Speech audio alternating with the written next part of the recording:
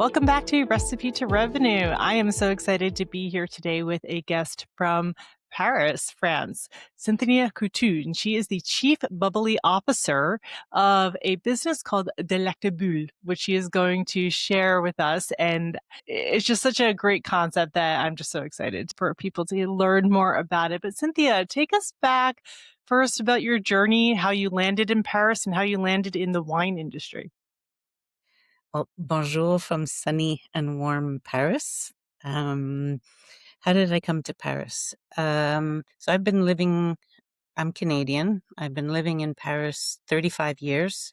I moved to Paris when I was 25 to do a master's in art history.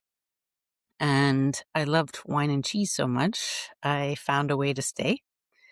And I ended up getting a job at the Canadian Embassy in the Hmm. economics department. And it was 2 years where Canada and France had the presidency of the G7. Hmm. And I did mostly logistics. And then I did the logistics for any high level visit when the prime minister would come, when the governor general would come. um, I was either in charge of herding the journalist cats around, or if Yeah. the if a minister woke up at 2 in the morning and wanted a Diet Coke, I was the one that Hmm. would go hunt one down Wow. for him.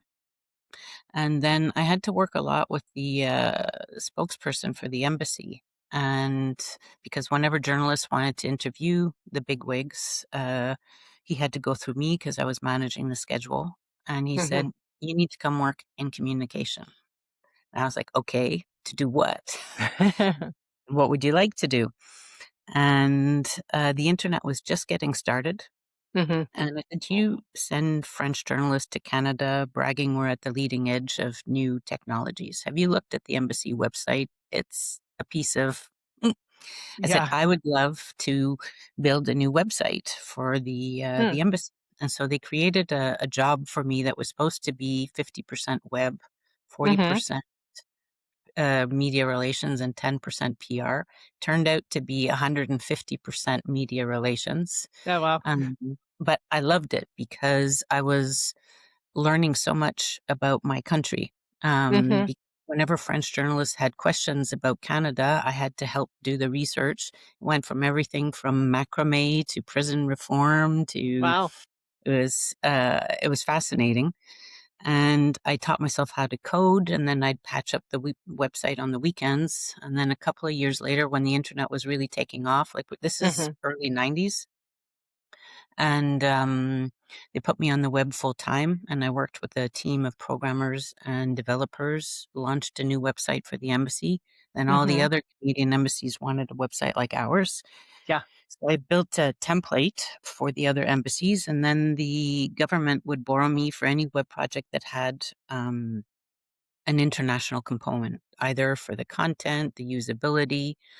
And one day I was evaluating one of their websites, Jobs for Canadian Youth, and there was a section working in international organizations. Hmm. To make a long story short, I ended up working for the OECD, which is the Organization for Economic Cooperation and Development. It was part of the Marshall Plan after World War II to help Europe Hmm. rebuild. And I was in charge of their digital communications. So I was basically an international civil servant for 20 years. Hmm. And here you can hear you're in Paris with Yeah. the Yes. Those that Paris sound brings back great memories. So I was an international civil servant for 20 years. Hmm. And a couple of days before my 50th birthday, um, they were doing a reorganization of the communications department. Hmm. And I gave 2 cents worth, which was, look, you need to split my job in three: one Yeah. person to do strategy, one person editor in chief, one person for analytics, usability, and all of that. Right. So they decided to take my advice, split the job in three, except they didn't leave me anything. So Mm. there I was at 50. I had semi diplomatic status, a 10-year-old daughter, and 10 months' notice. So I had 10 months to figure out how to stay in Paris. Hmm. And I had the luxury of knowing that at 60, I would get my pension from the OECD. Okay. And while I was working at the OECD, I had every stress-related illness because I was dealing with big egos, a lot of politics. Yeah, a lot of I got pressure. shingles twice. Ugh, the Um, worst. so I decided, you know what? I want to, for the next 10 years, I want to do something that makes me happy. Yeah. And, you know, I, it was a luxury knowing that in 10 years I'd get my pension and I didn't have to worry too much and that I could do Mhm. something that would make me happy. And my sister, who lives in Paris, said, well, wine makes you happy. And, all the years that I was working in Paris, I'd go to tastings, I'd go to workshops, I Mhm. traveled to different wine regions in France, and I loved wine. I thought I knew a lot about it, but I thought it would Yeah, be better to get a piece of paper to prove it. sure. So, I signed up for the Wine and Spirit Education Trust program. I skipped level 1, I aced level 2. Level 3 Mhm. was a whole different ball game. It Yeah. was really difficult, especially at my age, menopausal, and you can't remember trying to remember A little all bit the of brain grape fog varieties. here and there.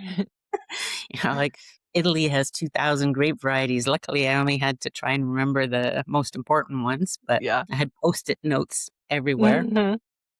Um, and at the end of level 3, I decided I wanted to specialize in sparkling wines Mhm. as method, more as an intellectual challenge than, and it wasn't because I was particularly fond of sparkling wines or Mhm. anything like that. And there, at that time, there weren't any programs like a master in Champagne or something. Okay. The Comité Champagne didn't have its education program. And so I decided to stop at level 3 and then go spend time with winemakers in Champagne to learn more about it. Okay. And, at wine school, I realized the more you learn about wine, the more you realize there is to learn because it touches Mhm. on everything: geology, geography, chemistry, history, culture. Yeah. And I know on my tombstone it'll be written, still learning about Champagne. But the other conclusion I came to quite quickly was just how male dominated the wine Right. industry was. And I decided to start seeking out other women in wine and Mhm. to have someone to relate to. Yeah. And it was while I was looking for sparkling wines from Burgundy. And I Mhm. went to this tasting organized by an association of female winemakers in Burgundy. And we were chatting about the difference between men and women when it came to wine tasting. Mhm. And she said that men were often more interested in the technical information and that they would often come up to her stand and start mansplaining to her how she Yeah. made her wine. Okay. And she just rolled her eyes. Right. And I said, well, what about women? And she said that often in mixed company, they were either intimidated or bored. So Interesting. that's where I got the idea to do a social experiment. What would happen if I did women only tastings? Mhm.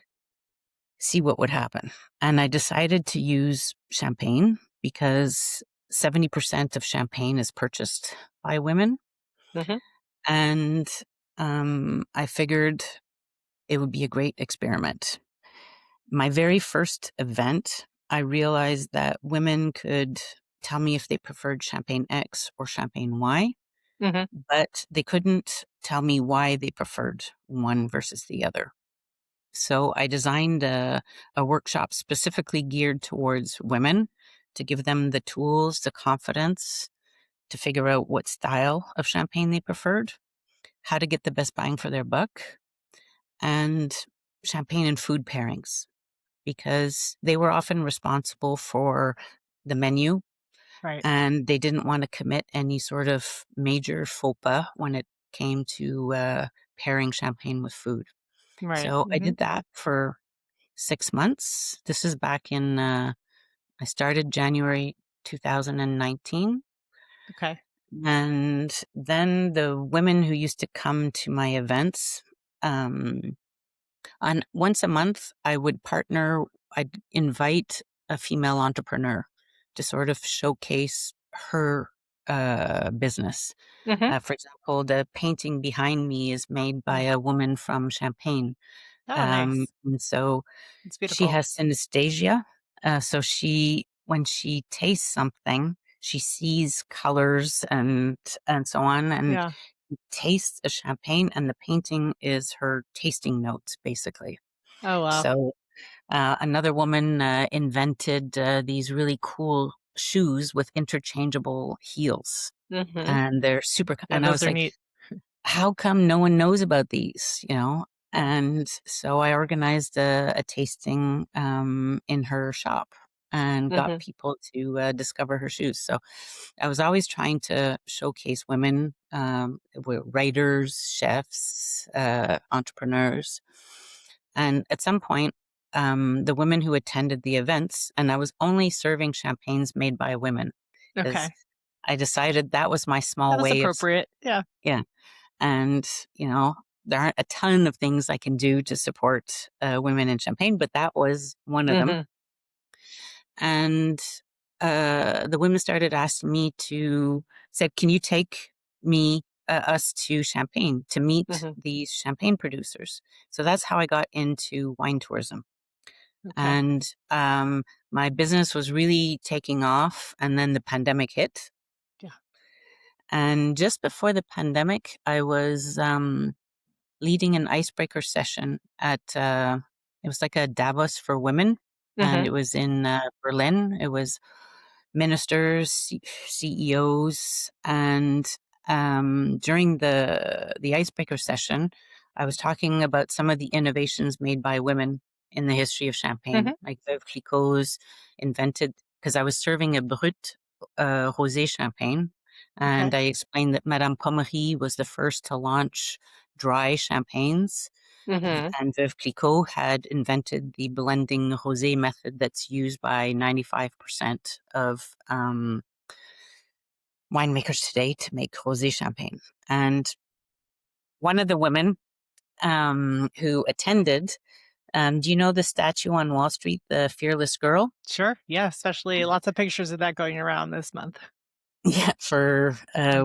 International Women's Day. Yeah. So she came to me. Her firm was behind the project of the Fearless Girl, and she Okay. came to see me at the end and said, "Cynthia, you need to write a book about the role of Hmm. women in the history of Champagne." So she planted that seed in my head. Hmm. And during the pandemic, I had less business. I was doing a lot of online. Thanks to my background in digital communications, I was one of the first to do online champagne tastings, Hmm. and I also did the history of champagne. Yeah. Did And you just use Zoom for that, or did you use yeah, a platform? Yeah. I know I used Zoom. I figured it Uh-huh. all out. Yeah. I made PowerPoints and so Yeah. on, and Nice. it was my first history one. I tried to cram 2,000 years of history into one Zoom session, and I asked for feedback, and they said, Yeah. "Well, Cynthia, you could break it It's down a into little parts." dense. Yeah. And then, so I did that for a few months. It was a Hmm. turned out to be a 5-part Yeah. series, but I always tried to include information about the role of women in each period of history.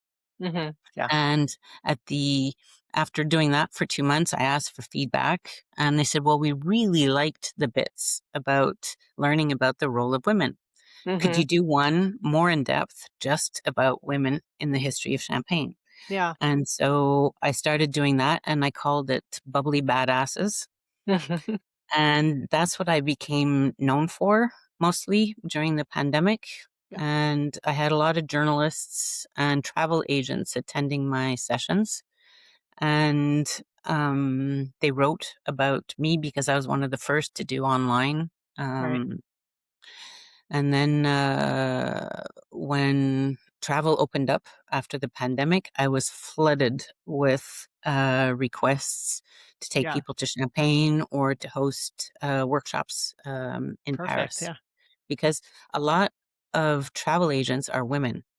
Sure. And Mhm. when they found out what my mission was to support women in Champagne, they were like, "We want to support you." And Yeah. so that's what I've been doing since, I guess, the end of the pandemic, since 2021, has been mostly um, hosting private champagne workshops in Paris and private excursions to Champagne, Mhm. um, and yeah, that's what I've been doing. Yeah. And working on your book still. Well, the book, so I started the research since I got became interested in champagne, Mhm. and um, I started compiling a list of all the champagne houses with women at the helm. That's on Mhm. my website.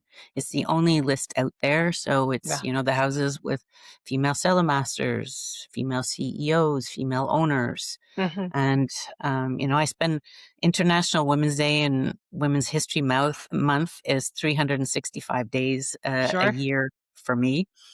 Um, but I try to get people to, if you're going to buy, why not buy a champagne made by a woman?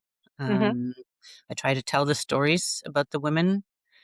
So I've been doing the research since 2019, Yeah. but um, working and having a child, those are well, two full-time jobs. Sure. And my daughter left to study architecture in London last Mhm. September. So I have one less job now. Yeah. Mhm. And um, I was co hosting a dinner with two they're former journalists. They've written three books about Champagne, and they're Mhm. my heroes, Don and P.T. Kladstrup. Mhm. And I mentioned to them that I wanted to write a book about the role of women in the history of Champagne. Mhm. I told them last September. And the day I dropped my daughter off at university on my way back, Mhm. PD had sent me this document that her literary agent had prepared, all about if you want to publish a book, here's what you need to know, basically. Right. And I finally got around to reading the document. I mean, I took it as a sign that I received it the day I had dropped my Yes, daughter off. yeah, that was great timing. Yeah, Here's your next step, your next job. yeah, my next baby. Yes. And so I was really, really busy with excursions until and Christmas and all of that. And Right. in January, when my daughter went back to London, I finally got around to reading the document. And a couple of years ago, an American, uh, I wouldn't call her I'd say she's more of a wine educator, Okay. but she has an Instagram account called French Wine Tutor, Mhm. and she teaches English speaking people how to pronounce French wine terms properly, Yeah. which I'm totally behind. I'm not a wine snob, but I'm a little bit of a French snob when it comes to Yeah. pronunciation. And she happened to be coming through Paris. I said it would be great if we met in person. And she Sure. showed up at my place. She asked, "Oh, I'm with my husband. Can he come too?" And I'm like, "Of course." Yeah. So we're drinking champagne. We did a silly video, how to pronounce Blanc de Blanc properly. And then we got to chatting about my idea for a book about the role of women in the history of Champagne. Mhm. And her husband said, "Cynthia, I love the idea. And by the way, I'm a literary agent. So when you're ready Perfect. to, I would love to help you um, make your dream become a reality." Yeah. So in January, when I read the document about the do's and don'ts about publishing, Mhm. I reached out to him and I said, um, 5 years ago, you said you were interested. Are you still interested? Because I'm ready Yeah. now. Yeah. Within 24 hours, we had a call, signed an agreement. He sent me the template to prepare the book proposal. Mhm. And I mean, I did all the easy stuff like media review, bio, Right. um, press coverage, all of that stuff, Yeah. speaking engagements, the pitch, table of contents. That was the easy part. Right. But I had to include one or two sample chapters. Hmm. and I just submitted that last Friday. Oh, wow. And Congratulations. hopefully there won't be too many tweaks and backs and forths. Yeah. But if all goes well, he will send the full proposal to about 25 publishers. Okay. He thinks maybe he'll get a bite from seven, Okay. and then he'll negotiate a contract, the best possible contract. So it's all Yeah. happening. So when I'm not back and forth between Paris and Champagne, um, I continue researching the role of women in the history of Champagne.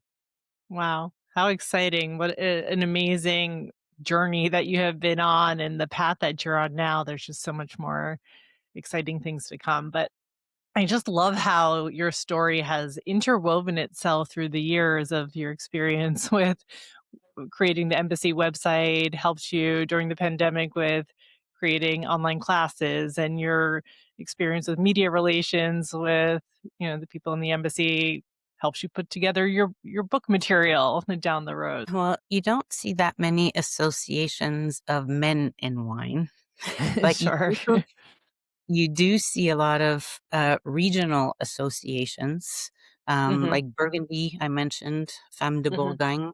Every wine region basically has one or two associations of women in wine in in that region. Excellent.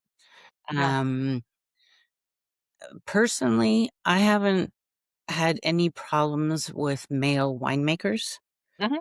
in Champagne or the rest of France because as soon as I start talking, they realize, oh, she knows what she's talking about. Yeah. And the questions I ask are pertinent and I'm not a twit. Or Hmm. where I've had problems is more with male consumers, French Okay. male consumers, Hmm. whether it be going to a restaurant and if I'm with a guy, they'll Hmm. automatically give the wine list to the Sure. guy I'm with, and they're like, "No, no, no, she knows way more." Yeah. Right. Give it to her. Or, um, I mean, I could tell you so many awful stories about the way I've been treated by men who aren't wine professionals. Mm. Um, but they don't know who they're messing with, and I have some Yeah. pretty good comebacks. I'm sure. Yeah. You could, yeah, whip Yes, out some of these perfectly pronounced words and facts about the history of the region, and I'm sure you kind of stop them in yeah, their tracks. that or I remember I was judging champagne at it's the world's oldest wine competition Okay. in the agricultural trade fair every March, Hmm. and it was a panel. The reason I like that competition is because you have three amateurs and three professionals. Okay. And we did a little tour de table where everyone introduced themselves. And, there was an old champagne producer on my left, a businessman on my right, and a young wine shop owner, a cheesemonger, and I can't remember what was a business owner of some sort. Hmm. And when I introduced myself, I said, oh, I have a business in wine tourism. Hmm. Uh, the businessman on my right said, well, are you just a consultant? Who do you work for? And I said, well, I have my own business. Yeah. And he said, well, what's it called? And I said, Delectabulles. He said, never heard of it. I said, well, I guess you don't read Le Monde or New York Times or Paris Match because they've heard of me and they've written Yes. about me. Yeah. So he was like, okay. Yes. Um, Oh my God. Beautiful comeback. I love it. so, yeah, plenty of stories like that. Yeah. Yeah. Yeah. Unfortunately, right? But I think the way you have brought women together, and in such, women from, you know, business owners to world leaders in all your different organizations that you've done workshops for and in tours for is just it's very inspiring. Did you when you started your business, is this how you thought the business would unfold? No, and that I think one of the reasons why it's evolved the way it has is Hmm. because of my background building websites. Yeah. Um, I had the privilege of working with this consultant who his approach was top task. Okay. People don't come to websites just to browse and hang out. Yeah. They come to do something. Okay? Hmm. They want to find contact the business, find out the price. They want to do things. And he really influenced my way of building websites Hmm. around usability and people's needs. Yeah. And I think that's how I approached Delectabule, which originally it started as a champagne networking club Okay. for younger women and older women. Champagne was Hmm. the place to get them together because I had noticed that there were lots of older women my age who were sitting on mountains of experience and knowledge, Hmm. had climbed whatever social corporate ladder. Their Yeah. kids were on the way out the door and they Hmm. were at a stage where they wanted to give back or do something more meaningful. And while I was at wine school, um, I was asked to teach an international MBA class at a university in Paris. And I Okay. had 20 students, and 19 of them were young women. Hmm. And during the breaks and after class, they'd come and pick my brain and say, "Could you take a look at my LinkedIn profile? Give me some feedback." Or, "I'm doing an internship and I have a really difficult manager. How would you deal with this situation?" And Hmm. so when I initially created Delectabule, it was me just connecting the dots, seeing that younger women and older women would benefit from Yeah. um, getting together, sharing experience, knowledge, and drinking champagne made by women. Okay, Yeah. so Love right that. from the start, it was basically listening to what people needed, not what I wanted to do, but Hmm. what's the need. Yeah. And so um, my first event was a networking event Hmm. where I wasn't trying to teach them anything. I was trying to get them to know each other. And then the second event was the workshop because Yeah. I realized during the networking event that they needed knowledge. And I Hmm. figured they can network during the workshop.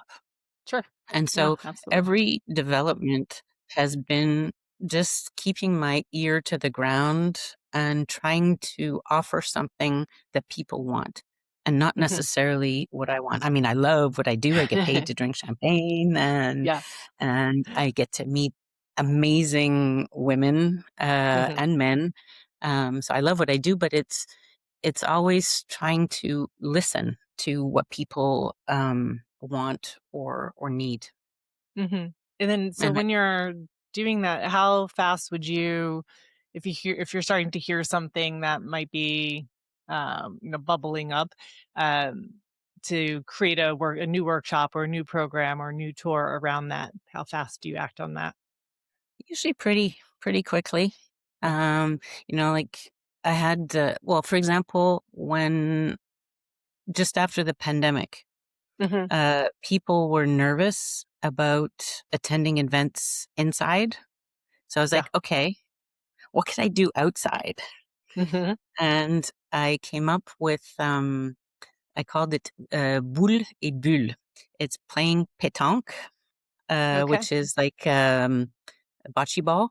Yeah. Hmm. Um, I I went to see my local pétanque club, and I said, "Look, is there any way I could privatize a pitch a couple Hmm. of times a week, and bring champagne, and people could Hmm. learn if they don't know how to play pétanque, they can learn. I mean, how French is pétanque?" Yeah. Uh, and she loved the idea. And so I was doing things outside, Hmm. and people felt safe, and Yeah. they'd get better at playing. The more champagne they drank, the better they were The get. better They'd they get. were at playing. How funny. That Um, makes sense. I realized that a lot of the women who came to my events were really into yoga, Mhm, and one of them turned out to be a yoga instructor. mhm. And I said, "What do you think of the idea of doing yoga and champagne sessions? Like 1 hour of yoga followed by 1 hour of champagne."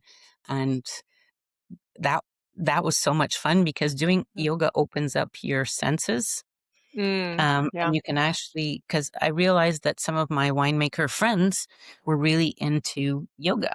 And so, yeah, it opens up your senses. So, and you're more relaxed to smell and to Hmm. taste. And so I do that. I did that for a while as well. So yeah, Yeah. whenever I see something, I try. I get a lot of cheese lovers. So I did Hmm. when work. I do. I offer one shop workshop that's just about pairing champagne and cheese. Right. So they taste. They learn about champagne and try like 5 different champagnes with 6 different cheeses to see which ones pair better Sign me than. up. Yeah. So. Um, yeah. No. I usually react pretty quickly.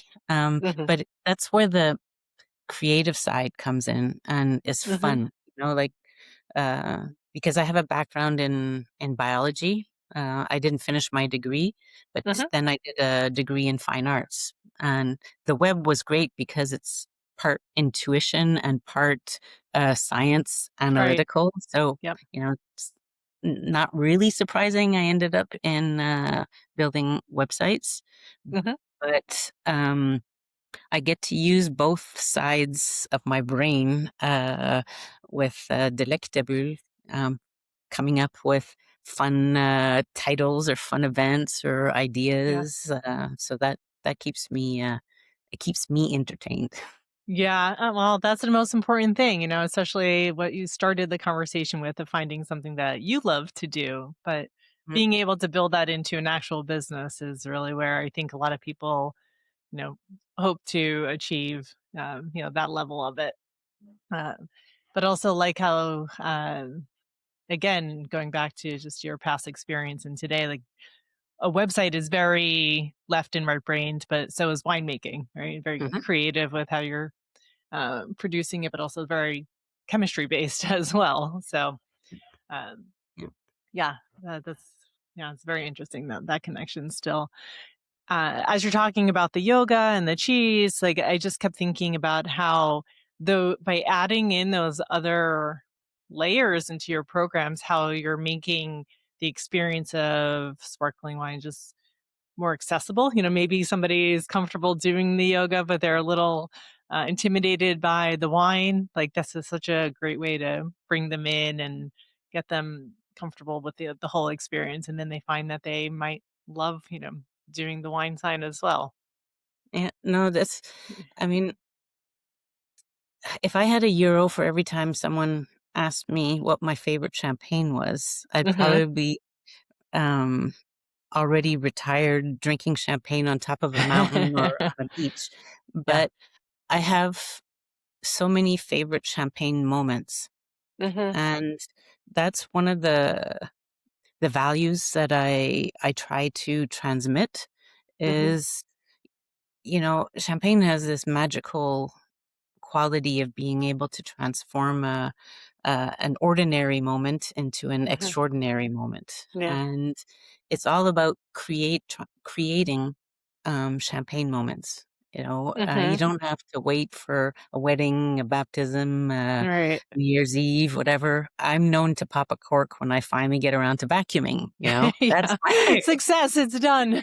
I have to do that for my laundry because it's been sitting there for 3 days. So maybe that'll be tonight.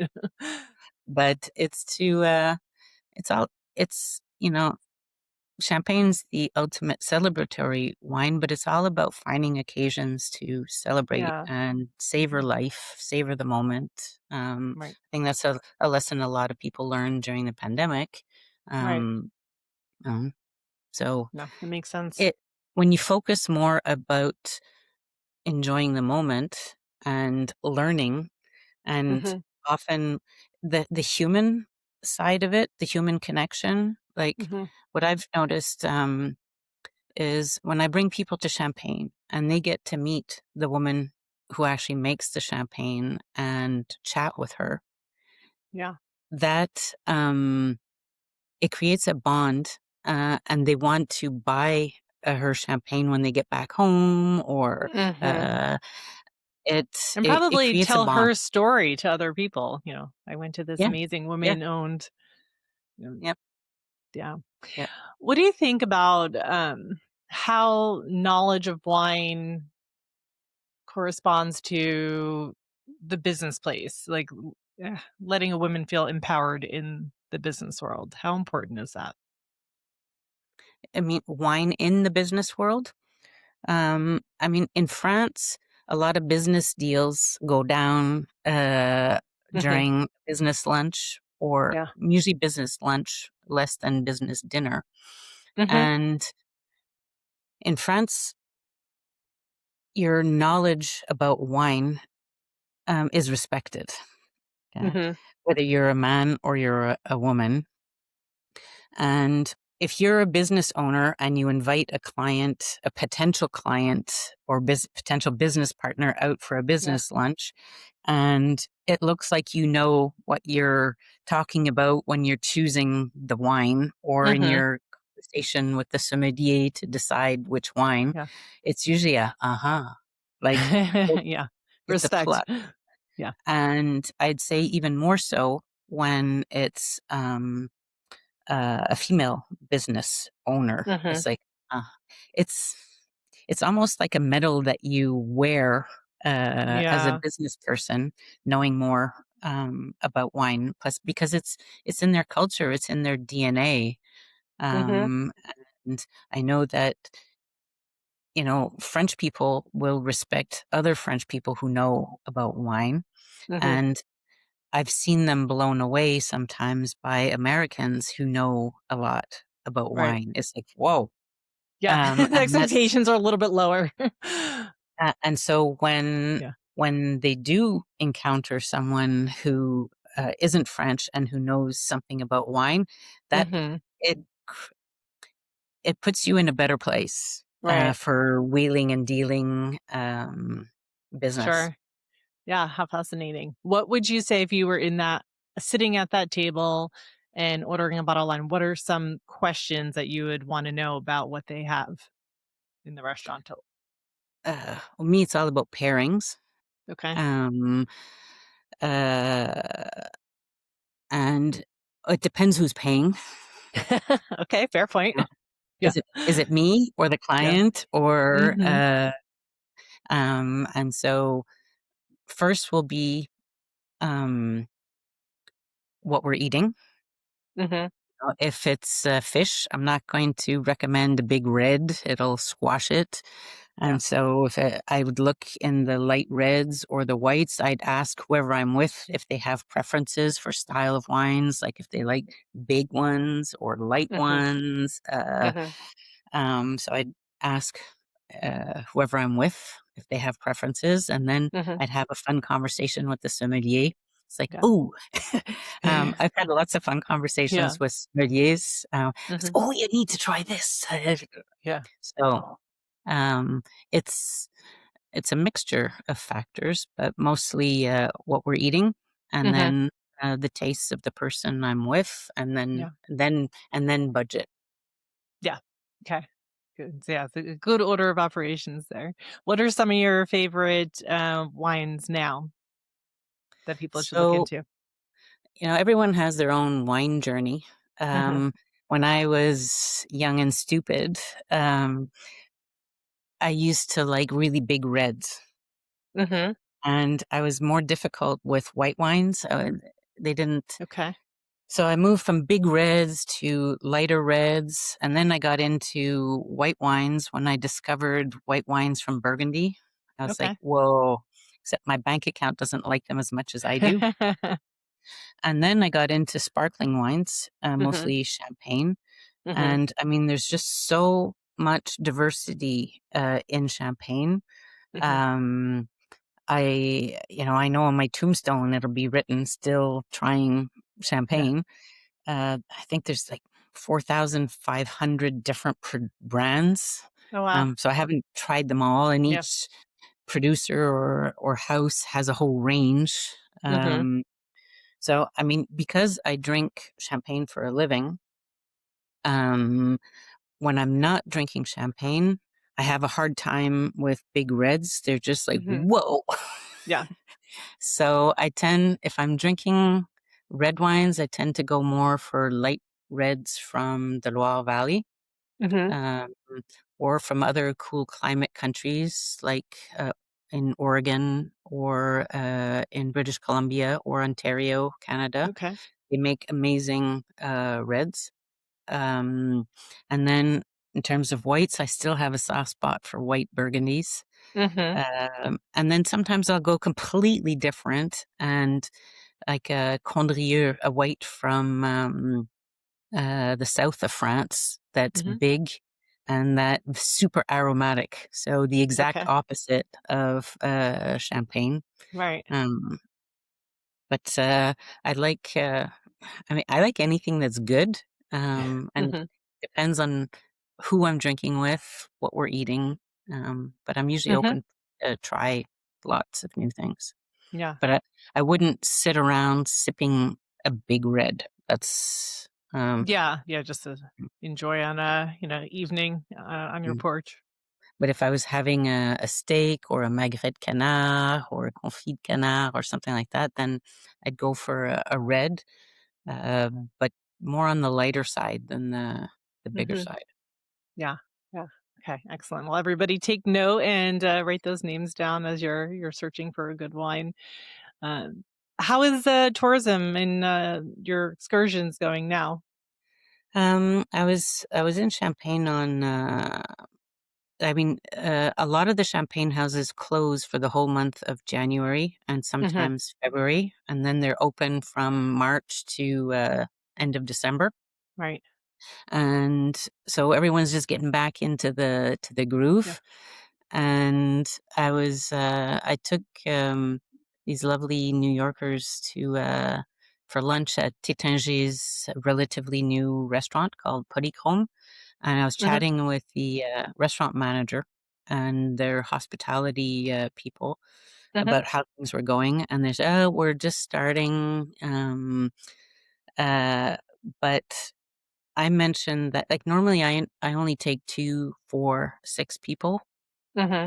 and that I'd been getting a lot of requests for big groups, like Okay. 8, 10, even 30 Oh for wow. next fall, and, like, and he said that they were getting a lot of group requests as well, Interesting. Yeah. and the other thing that I've noticed is a lot of last minute requests, which Hmm. means that we all have to scramble and try and pull something together and so on. Right. Um, Because normally, um, normally my April is pretty fully booked. Right now, Hmm. I've only got 3, Hmm. um, but I've got uh, 10 in March, and Wow. I'd say half were booked 3, 4 months ago, Yeah. and the others were last minute Last requests to minute. make me scramble and pull something together. So, Yeah. um, yeah, a lot more last minute and a lot more groups, people Interesting. traveling together. Like S- normally, I don't do big groups, but mhm. this I accepted this one woman who's a retired lawyer. Mhm. Um, she said, I want to get all my besties together in Paris to celebrate my 70th birthday. Oh, And nice. I'd like you to take us to Champagne to visit a house and have a decadent champagne lunch. Oh, how And awesome is that? Oh, and congratulations to her for having 30 best friends. well, probably 15 plus their partners. But Yeah. uh, I originally said no because Mhm. 30 It's a is lot like to coordinate. herding. It's a Yeah. herding cats and the Right. logistics, and it's not the same intimacy and so on. Mhm. And a lot of the champagne houses, like the maximum they can have in a group is 20. Anything more than that, you Wow. kind of have to split it up into 2 groups. And I was just like, oh no, this is going to be a nightmare. No. Yeah. Um, but so I said it in a very diplomatic way. Sorry, Mhm. no. Yeah. She wrote back to me and she pleaded with me. She said, I'm Canadian. I'm from Toronto. I read an article about you in the Globe and Mail. Yeah. You please, They're please. dropping all the right notes to you. So I said yes. Yeah. Like, And so, okay. Twist my arm. yeah. But I'm at the stage where I can pick and choose Yeah. who I That's want great. to spend time with in Champagne, because it's usually 12-hour days. I meet them at 8 in the morning. We Hmm. get back to Paris at 8 at night. And so I'm Yeah. on for 12 hours. Yeah. It's a long Um, shift. yeah. Wow. And, as soon as the book contract is signed, I'm going to need more time to Hmm. actually write the other 13 chapters. Yeah. So, you know, yeah. Yeah. So we'll Well, see. busy, busy, busy. That's I don't fantastic, though. know where things will go. Hmm. You know, I'm turning 60 in June. I might run out of steam to do 12-hour shifts on a regular basis. All So, right. All right. see. Yeah. Figure out maybe some more virtual ones again, or half day programs or something like that. It seems like I'm pretty sure you'll come up with a way that'll work for you. I might need to focus on the book once it's published. Like Yeah. once it's published, go on Yeah. A book organize tour. champagne dinners slash Right. book tours, tell the stories that are in the book, and so Absolutely. on. That'd be so fun. There's okay, so much that we've talked about today, and we're getting to our time. So I have to ask our last question. And so, Cynthia, what do you think has been your recipe to revenue? Um, Being customer centric, Hmm. which is listening to what people want or need, and adapting my offerings to what people want or Yeah. need. And I Yeah. think that has been uh, the main recipe. I think the other is, like I said, I'm turning 60. I don't Hmm. have anything to prove to anyone anymore. And so I'm authentic. Hmm. I call a spade a spade. Yeah. Um, and I focus on the creating the champagne moments and creating memories for Mm. people. And I think that because everyone likes Canadians, right? Yeah. because I'm nice. Yeah. I was just gonna say Um, the friendliest people. Except, yeah. Oh, I won't talk politics right now, Yeah. Yeah. but um, um, I think focusing on the human and Hmm. authentic connections Yeah. also helps. Like when people ask me to take them to Champagne, Hmm. I customize the tour. So I ask them, what are your interests? Yeah. If besides learning about Champagne, are you interested in the history of the region, architecture, art, Hmm. gastronomy? And so it's listening to them and creating um, something for them Right. and being Yeah. nice about it and Right. saying, Yeah. A real please. personalized experience. Yeah. Yeah. Please and thank you. Uh, Cynthia, thank you so much for sharing your story with us. And I'm sure, all very excited to hear about your book as that progresses, and to find you online at Delectabulles. And thank you. Well, if you ever make it over to Paris, I will welcome you with arms wide open Uh, and a glass of champagne. So just let me Perfect. know. Thank you. I will take you up on that. Guaranteed. It would be a Thank pleasure. you. Thank you, Cynthia. Bye. Thanks for listening to Recipe to Revenue.